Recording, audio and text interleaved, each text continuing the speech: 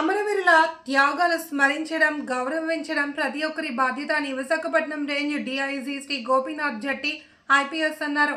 అమరవీరుల వారోత్సవాల్లో భాగంగా సందర్భంగా శ్రీకాకుళం జిల్లా ఆర్మ్డ్ రిజర్వ్ పోలీస్ కార్యాలయ ఆవరణలో నిర్వహించిన ఓపెన్ హౌస్ కార్యక్రమంలో రేంజ్ డీఐజీ ముఖ్య అతిథిగా పాల్గొని ఓపెన్ హౌస్ ప్రారంభించారు.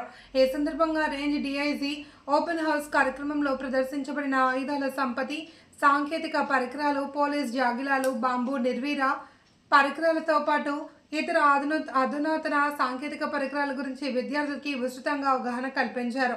అనంతరం రేంజ్ డీఐజీ మాట్లాడుతూ 1958 అక్టోబర్ 21న భారత్ చైనా సరిహద్దుల్లో దేశం కోసం తమ ప్రాణాలర్పించి అసువులు బాసిన అమరులకు నివాళి అర్పిస్తూ పోలీస్ అమరవీరుల దినోత్సవం ప్రతి సంవత్సరం జరుపుకోవడం జరుగుతుందన్నారు. జిల్లా ప్రజలు, పోలీస్ సిబ్బంది దేశం కోసం ప్రాణత్యాగం చేసిన అమరవీరుల త్యాగాలను ఎప్పటికీ మరవకూడదని, వారిని ఆదర్శంగా తీసుకుని సేవాభావంతో నడుచుకోవాలి అని పిలుపునిచ్చారు. దేశ రక్షణ, అంతర్గత భద్రతలో అనేక మంది పోలీస్ సిబ్బంది ప్రాణత్యాగాలు చేశారని, అటువంటి వారి అమూల్యమైన త్యాగాలను విద్యార్థి దశ నుండి ప్రతి ఒక్కరూ అవగాహన కలిగి వారి త్యాగాలను స్మరించుకుని గౌరవించుకోవాలి అని కోరారు. పోలీసులు నిత్యం వినియోగించే ఆయుధాలు, సాంకేతిక పరికరాలపై అవగాహనతో పాటు ప్రస్తుత కాలంలో జరుగుతున్న సైబర్ నేరాలు, సామాజిక మాధ్యమాల ద్వారా జరిగే దుష్ప్రభావాల గురించి ప్రతి ఒక్కరూ అవగాహన కలిగి ఉండాలన్నారు. Dial 112, cyber toll free number 1930, child helpline 1098, women safety 181, eagle 1972, Shakti app ద్వారా అందిస్తున్న సేవలు, SOS బటన్ వంటి అత్యవసర నెంబర్లపై ప్రతి ఒక్కరూ అవగాహన కలిగి ఉండాలి అని కోరారు. ఈ కార్యక్రమంలో జిల్లా ఎస్పీ శ్రీ కేవి మహేశ్వర్ రెడ్డి ఐపీఎస్, ఇతర పోలీస్ అధికారులు, పోలీస్ సిబ్బంది, విద్యార్థులు పాల్గొన్నారు.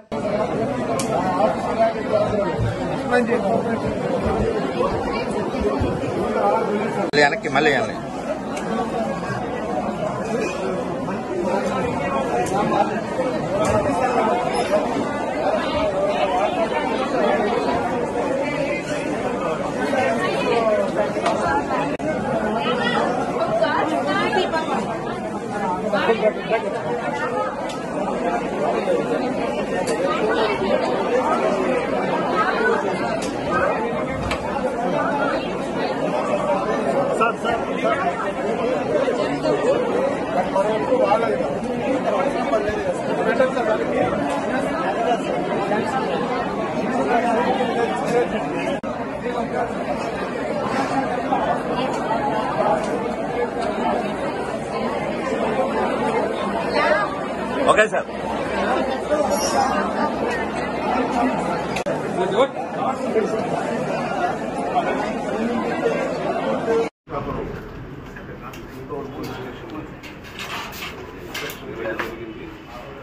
ప్రధానంగా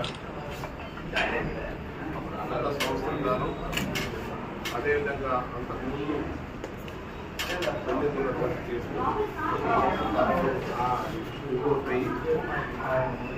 దర్యాప్తు చేస్తున్నటువంటి పోలీసులకు సంబంధించి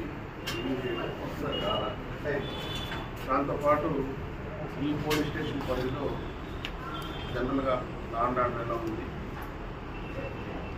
క్రైమ్ లెవెల్స్ ఎలా ఉన్నాయి, ట్రాఫిక్ సమస్యలు ఏదైనా ఉన్నాయా, వీటి మీద జనరల్గా రివ్యూ చేయడం జరుగుతుంది. ఈరోజు ఈ కేసుల దర్యాప్తుకు సంబంధించి రివ్యూ చేస్తున్నప్పుడు ఈ ప్రాపర్టీ అఫెన్స్కి సంబంధించి చాలా అఫెన్సెస్ పోలీస్ స్టేషన్ పరిధిలో రిపోర్ట్ అయి ఉన్నాయి. వాటిలో చాలా కేసులు పురోగతి కూడా ఆశించినటువంటి స్థాయిలో లేదు. దానికి SHO టార్గెట్ కూడా ఎక్కువ జరిగింది. మన పర్ఫార్మెన్స్ చేసుకోవడానికి చాలా చేయించడానికి కేసెస్ కూడా అలాగే ఉన్నాయి. సో మిగతా ఏదైతే గ్రేడ్ కేసెస్ ఉన్నాయో వాటికి సంబంధించి కొంత పురోగతి ఉన్నప్పటికీ ఈ ప్రాపర్టీ రిలేటెడ్ అఫెన్సెస్ వరకు పురోగతి అంతగా లేదు. సో దానికి సంబంధించి DSP గారికి అదేవిధంగా SP గారికి కూడా డైరెక్షన్స్ ఇవ్వడం జరిగింది. దాన్ని ఇంప్రూవ్ చేసుకోవాల్సిన అవసరం ఉంది. దాంతోపాటు ఇన్ జనరల్గా ఈ పోక్సో కేసెస్ ఈ పోలీస్ స్టేషన్ సంబంధించిందే కాకుండా ఇన్ జనరల్గా కూడా ఈ మధ్యకాలంలో మనకి పోక్సో కేసెస్ మీద చాలా వరకు అవేర్నెస్ ప్రోగ్రామ్స్ స్కూల్ లెవెల్లో కానీ అదేవిధంగా గ్రామ స్థాయిలో మా మహిళా పోలీసులు ఉపయోగించుకొని పెద్ద పెద్ద ఎత్తున అవగాహన కార్యక్రమాలు మనం కండక్ట్ చేస్తాం. అయినప్పటికీ కూడా చాలా కేసెస్ రిపోర్ట్ అవుతున్నాయి. మన మీడియా మిత్రులందరి ద్వారా ప్రజలందరికీ మరొకసారి విజ్ఞప్తి, స్కూళ్ళలో అన్ని స్కూల్ మేనేజ్మెంట్స్ కూడా పిల్లలు స్కూల్ నుంచి బయటకు వెళ్తున్నప్పుడు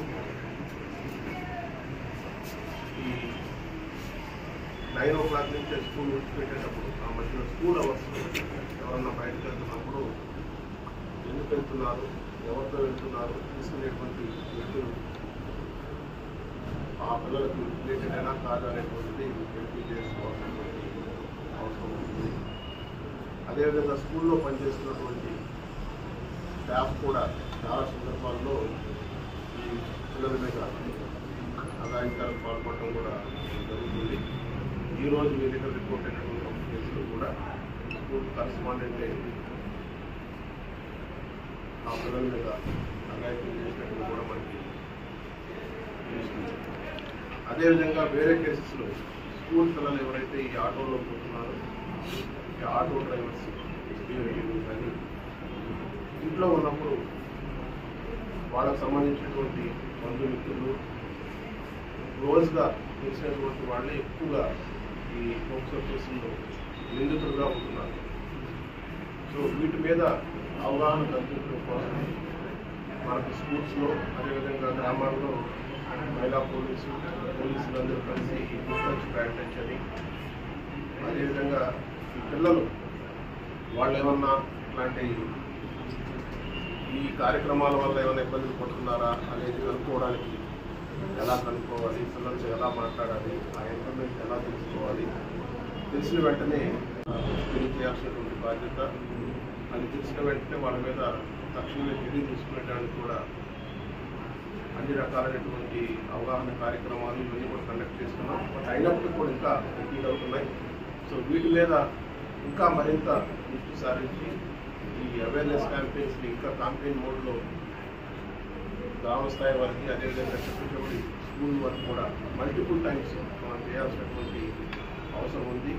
అదేవిధంగా ఇతర డిపార్ట్మెంట్స్ ఏవైతే ఉన్నాయో women and child welfare department, అదేవిధంగా వాళ్ళు ఉన్నటువంటి కార్యక్రమాలు కిషోరీ బాలిక కార్యక్రమాలు కొన్ని ఉన్నాయి. సో వాటిని కూడా రిపీటెడ్గా చేయడం వల్ల మనకి అవేర్నెస్ ఎక్కువగా మనం క్రియేట్ చేస్తే ఈ కేసెస్ మనకి తగ్గేదానికి అవకాశం ఉంటుంది.